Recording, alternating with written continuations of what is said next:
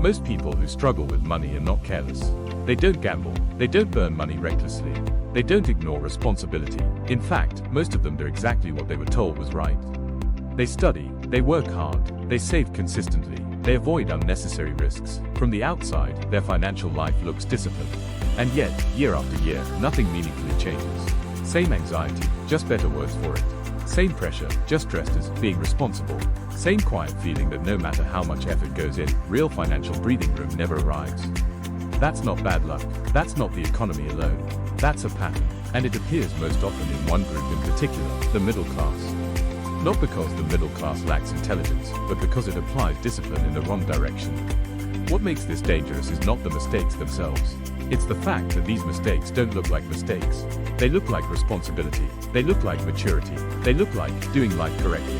Which is exactly why almost no one questions them, until the cost becomes unavoidable. Let's be clear about something uncomfortable. The middle class doesn't lose money loudly. It doesn't collapse overnight. It doesn't make headlines. Instead, it bleeds money silently, over decades. No single decision destroys everything. What does the damage is repetition. The same patterns, repeated calmly. The same assumptions, never revisited. The same beliefs passed down as common sense. And because these behaviors are socially rewarded, questioning them feels irresponsible. Almost reckless. That social pressure is stronger than logic. Mistake 1. Confusing stability with progress. Stability is the most addictive feeling in personal finance. A predictable salary, a predictable routine, a predictable future. Bills get paid, nothing explodes, everything appears under control. But stability is not growth. It's merely the absence of chaos.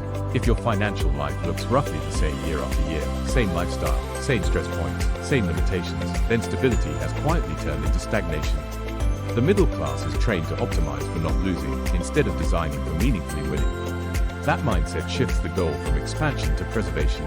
And preservation feels smart, until you realize something crucial. Nothing that truly compounds feels comfortable in the beginning. Income that rises only with time. Skills that scale only with hours.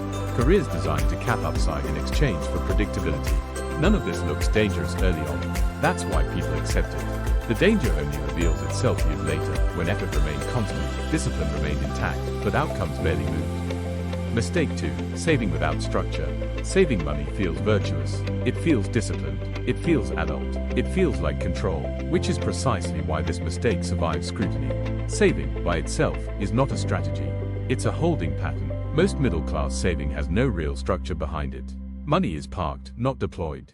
There is no clear reasoning about why this amount, for how long, for what exact purpose, and at what opportunity cost. So money sits still while time does what time always does. It erodes purchasing power. What people call being safe is often just delayed risk. The psychological comfort this creates is dangerous because it feels like progress while producing none. The middle class saves to feel secure. The wealthy save to move deliberately. That difference matters more than income ever will. Mistake 3. Selling time for certainty. A job doesn't just pay money. It pays certainty. Certainty about next month. Certainty about next year. Certainty about routine. And certainty is powerful, especially if you grew up without it. But certainty has a hidden price that few people calculate. It discourages exploration. When income is tightly bound to time, everything else begins to feel risky. Learning something new feels dangerous. Changing direction feels irresponsible. Ownership feels complicated. Leverage feels suspicious. So people double down on what they already know, even when it's clearly not leading anywhere new. This is not a judgment of having a job. It's a judgment of never renegotiating the deal. Most middle-class lives are built around a contract that is accepted once and questioned never. Mistake 4. Lifestyle before leverage. This mistake is invisible because it looks like success. Income increases. Lifestyle follows. A better phone, a better car, a better neighborhood. Each upgrade feels earned. After all, effort increased, so rewards should too. But lifestyle inflation quietly raises the cost of survival. That's the trap. Instead of freedom increasing, pressure increases. Now decisions are made to protect comfort, not to create options. This is why people earning more money often feel more trapped, not less. The mistake isn't spending. The mistake is expanding lifestyle before expanding leverage. Mistake 5. Confusing effort with structure. This belief is emotionally comforting and financially destructive. Effort matters. Discipline matters. Hard work matters. But effort without structure produces exhaustion, not wealth. Wealth is not built by trying harder inside a poorly designed system. It's built by redesigning the system itself. The middle class often confuses morality with mechanics. Sincere doesn't make a financial model work. Being honest doesn't make compounding happen. Being hardworking doesn't automatically create scale. Ignoring this reality doesn't fail loudly. It fails quietly, as resentment, fatigue, and confusion. If you zoom out far enough, a pattern becomes obvious. None of these mistakes are about greed. They're about obedience. Obedience to outdated rules. Obedience to inherited beliefs. Obedience to systems optimized for stability, not upside. The middle class isn't stuck because it lacks intelligence. It's stuck because it rarely questions the architecture it lives inside.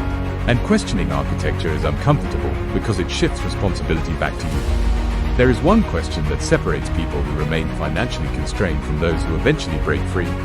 Not, is this safe? But, does this compound, or does it decay? Time is never neutral. It is always doing one of two things, working for you, or working against you. Once you see money through this lens, comfort stops being the goal. Systems become the focus. Systems don't rely on motivation. They rely on structure. And structure, when built correctly, does the heavy lifting quietly, over time.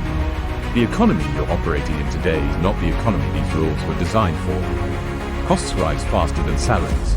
Stability erodes faster than people expect.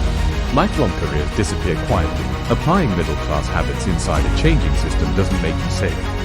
It makes you fragile, and fragility only becomes visible under pressure. The most dangerous financial mistakes are the ones that look respectable. They don't trigger alarms. They don't cause panic.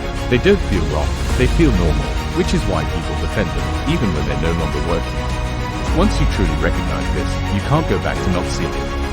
And in the next video, we'll isolate one belief in particular, a belief that emotionally traps intelligent people inside these habits even when logic tells them something is off. When that belief collapses, everything else becomes negotiable.